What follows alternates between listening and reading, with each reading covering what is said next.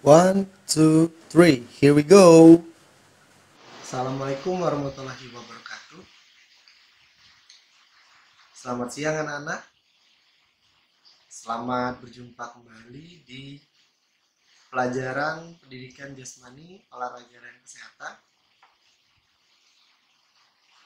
Sekarang kita sudah memasuki semester genap atau yang sering kalian sebut semester 2. Tapi untuk pertemuan yang pertama ini kita belum memasuki materi pelajaran olahraga atau pelajaran PJOK. Bukan karena Dedi tidak mempersiapkan materinya, nak, tetapi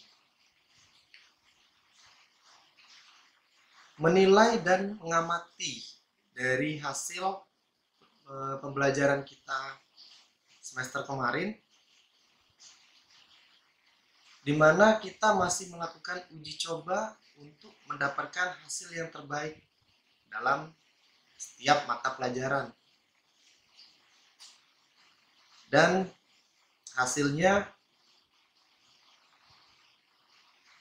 masih banyak yang belum bisa memberikan hasil yang maksimal. Karena apa? Bisa banyak hal yang menentukan daripada keberhasilan tersebut. Yang pertama dari guru dan dari siswa. Dari guru bisa tidak mempersiapkan materi atau sistem pembelajaran yang bisa disampaikan secara menarik atau menyenangkan, ataupun suatu materi yang sulit dimengerti untuk para siswa. Itu dari pihak guru. Dari pihak murid, ada yang tidak mengikuti materi tersebut atau tidak mengikuti pelajaran tersebut, baik dalam waktu yang sudah ditentukan ataupun waktu tambahan untuk perbaikan nilai. Nah, di sini Dedi harapkan kalian bisa menonton atau bisa melihat video ini dengan orang tua kalian. Biar orang tua kalian bisa ikut menilai dan memberikan masukan pada cara belajar di channel kita ini. Karena apa? Masukan dari kalian itu merupakan suatu inspirasi, nak, untuk guru biar bisa memberikan materi secara lepas dan secara menyenangkan buat kalian. Jadi sudah berusaha dan hasilnya kalian bisa lihat di semester kemarin, walaupun masih banyak kekurangan-kekurangan yang Dedi sendiri akui.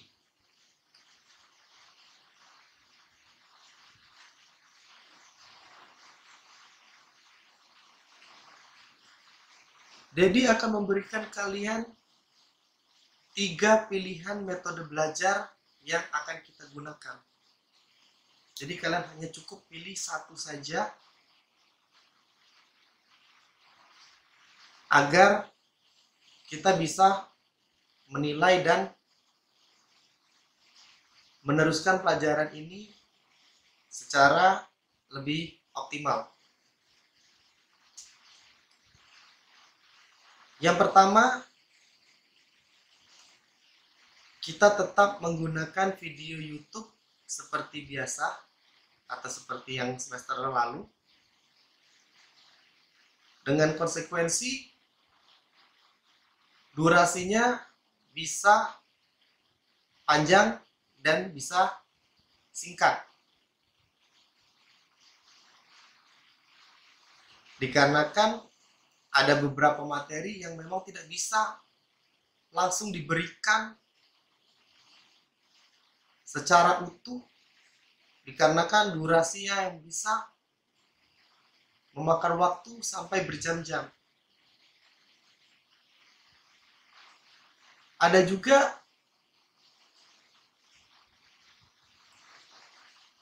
videonya bisa pendek, tetapi yang ditakutkan inti dari pembelajaran itu tidak tepat sasaran atau tidak bisa kalian terima dengan benar. Sebagai contoh, sewaktu kita melakukan ujian akhir, bukan ujian akhir ya, tugas akhir semester kemarin, masih banyak yang misunderstanding atau masih banyak yang salah mengerti atau gagal fokus dengan soal yang diberikan. Karena durasinya itu cukup pendek dan Dedi sudah berusaha menjelaskan maksud dari soal-soal tersebut biar kalian bisa mudah untuk mengerjakan tugas-tugas tersebut.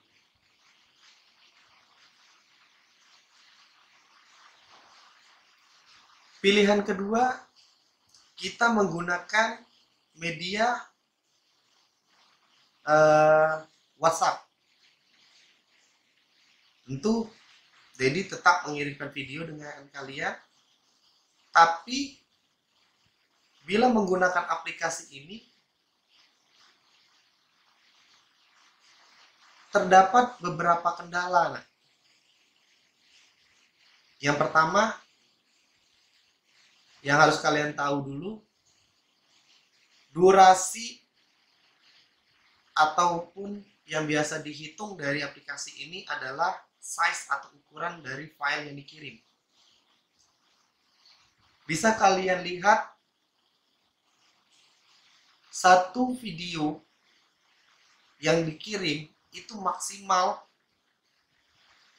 ukurannya sebesar 16 MB. Itu untuk satu pengiriman. Kemarin Dedi sudah coba, kalian bisa lihat sendiri hasilnya. Sewaktu Dedi memberi tahu reschedule atau perubahan jadwal sistem belajar tatap muka yang ternyata diundur, kalian bisa lihat kualitas videonya itu buram. Bahkan ada beberapa yang bilang hanya kelihatan seperti gambar pecah atau kotak-kotak saja. Karena apa? Nah, itu videonya udah dikompres sedemikian rupa hingga mencapai batas maksimum atau batas maksimum yang sudah ditentukan oleh pihak aplikasi tersebut. Jadi juga bisa menggunakan WhatsApp, kita bisa menggunakan sistem untuk video call atau tatap muka secara daring. Tetapi Dedi pikir seperti ini, bila kita menggunakan video call, materi yang sudah kita pelajari saat itu tidak bisa kalian rewind atau tidak bisa kalian putar ulang bila ada satu materi yang tidak kalian mengerti atau satu penjelasan yang kalian belum mengerti, kalian tidak bisa putar ulang.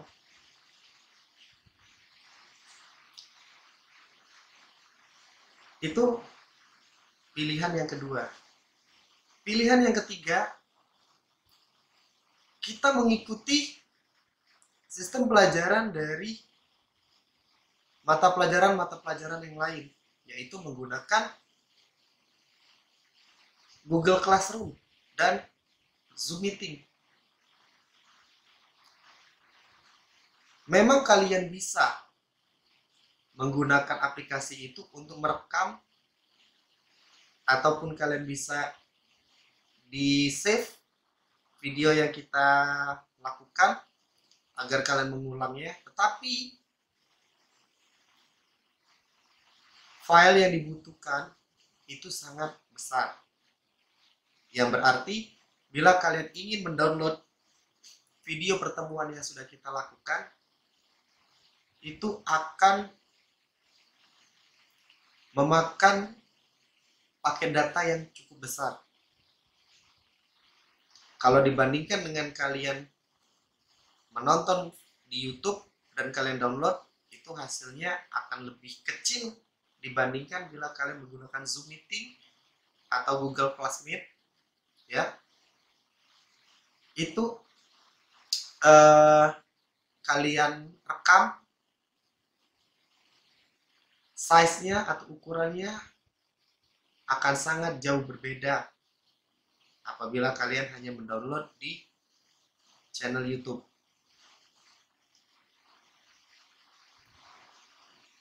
Itu tadi ketiga pilihan yang bisa kalian pilih salah satunya.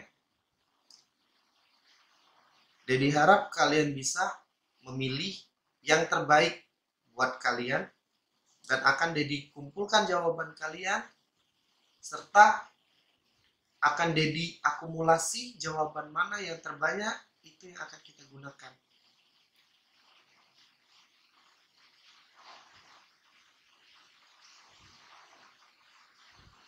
Dedi akan memberikan kalian gambaran keuntungan serta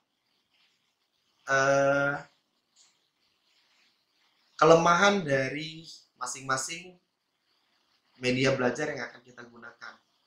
Yang pertama, YouTube. Keunggulannya yang pertama, video yang kalian tonton itu bisa kalian download terlebih dahulu, kemudian baru kalian putar secara berulang-ulang. Yang kedua, penjelasan yang Dedi sampaikan pada kalian bukan hanya penjelasan lisan, tetapi bisa berupa bentuk tulisan dan bentuk gambar. Yang ketiga, kita bisa langsung interaksi menggunakan kolom komentar, dan seperti yang kita coba semester kemarin waktu kita mengadakan ujian, kalian bisa langsung jawab tanpa kalian membuka aplikasi-aplikasi yang lain.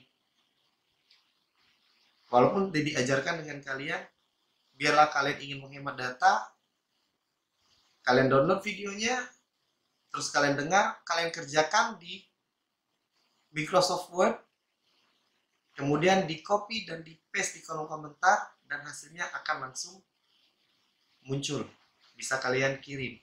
Jadi tanpa kalian menonton video yang durasinya bisa dibilang cukup panjang, kalian hanya buka sebentar, isi kolom komentar, dan done, selesai.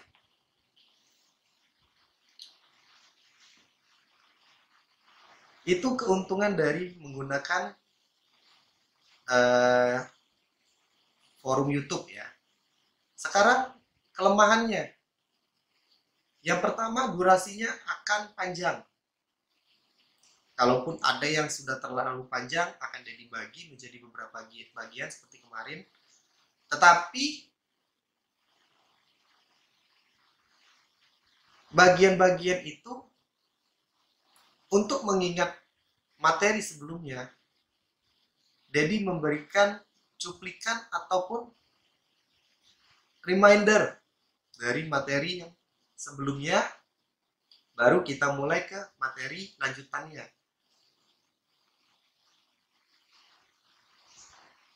Yang kedua, kelemahan menggunakan YouTube, yang pasti kita akan menggunakan paket data. Tetapi ini bisa kita siasati dengan cara seperti yang Dedi bilang pada kalian dulu. Bila kalian ada yang rumahnya berdekatan ataupun masih ada ikatan keluarga, kalian bisa menggunakan satu media, contoh satu handphone, kalian download dan kalian tonton secara bersama-sama. Jadi hanya menggunakan satu handphone saja dan sedikit pakai data, tetapi untuk beberapa orang bisa.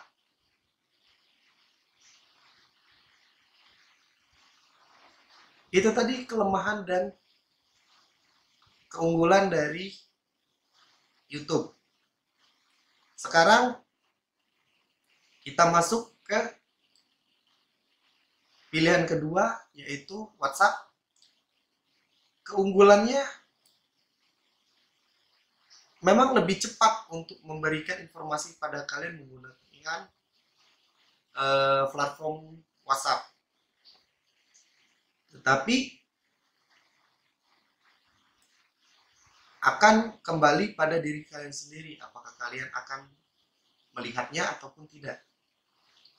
Itu keuntungannya. Yang kedua, kita juga bisa langsung berinteraksi, tetapi bila kalian lihat di sana, jadi tidak bisa pasang proteksi seperti di YouTube. Kalau di YouTube, kita mengadakan ujian di sana, kalian copy dan kalian paste atau kalian cetak,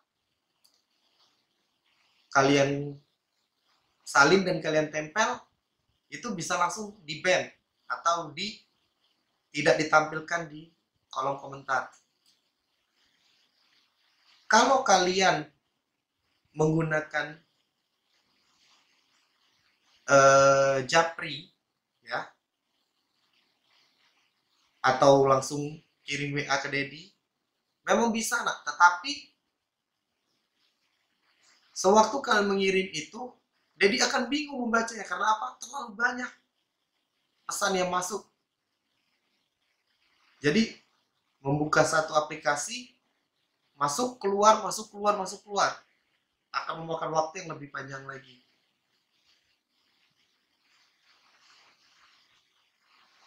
Ini biar kalian gampang, akan Dedi jelaskan keunggulan dan kelemahan secara menyeluruh.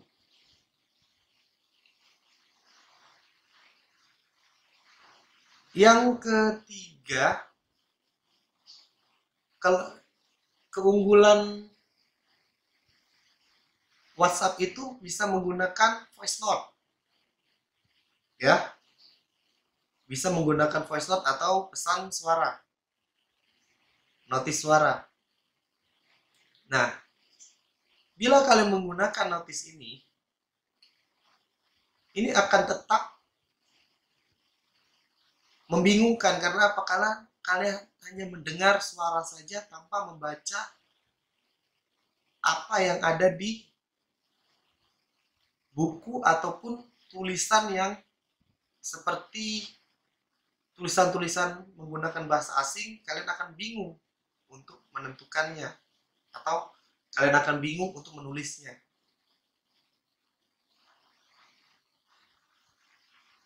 Yang ketiga, aplikasi yang kita gunakan itu adalah Google Classroom, Classmate, dan Zoom Meeting.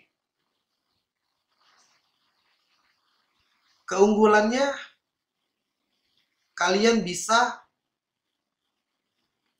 membuat rekaman dari pertemuan kita yang dilakukan,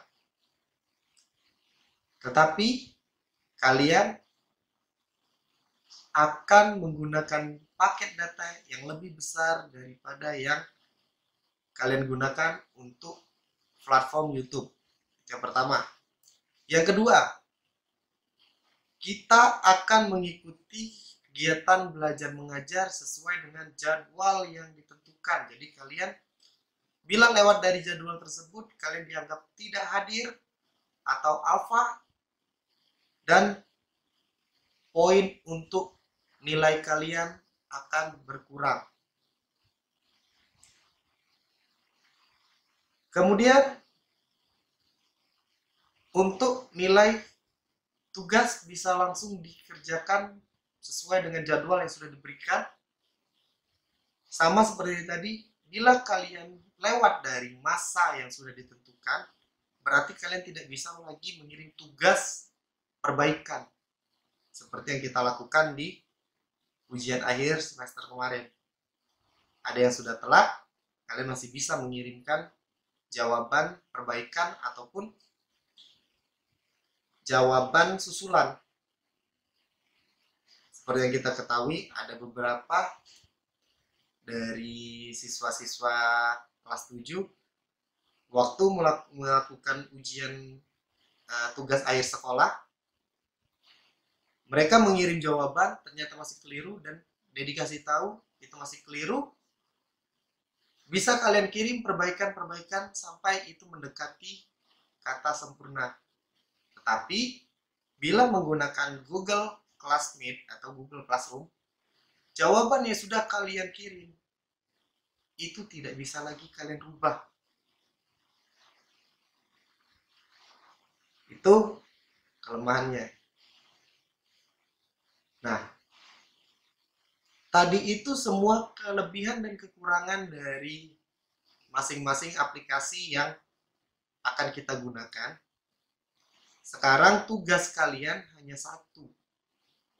Kalian pilih platform mana yang akan kita gunakan untuk belajar olahraga pada semester genap ini. Ingat, hanya satu. Dan Dedi ingin tahu alasannya kenapa kalian memilih platform tersebut, ya, atau kalian memilih aplikasi tersebut. Kalian bisa tulis di kolom komentar nama, kelas, dan pilihan yang kalian mau serta alasannya. Karena apa? Alasan itu menjadi masukan dan itu akan menjadi inspirasi kita untuk belajar.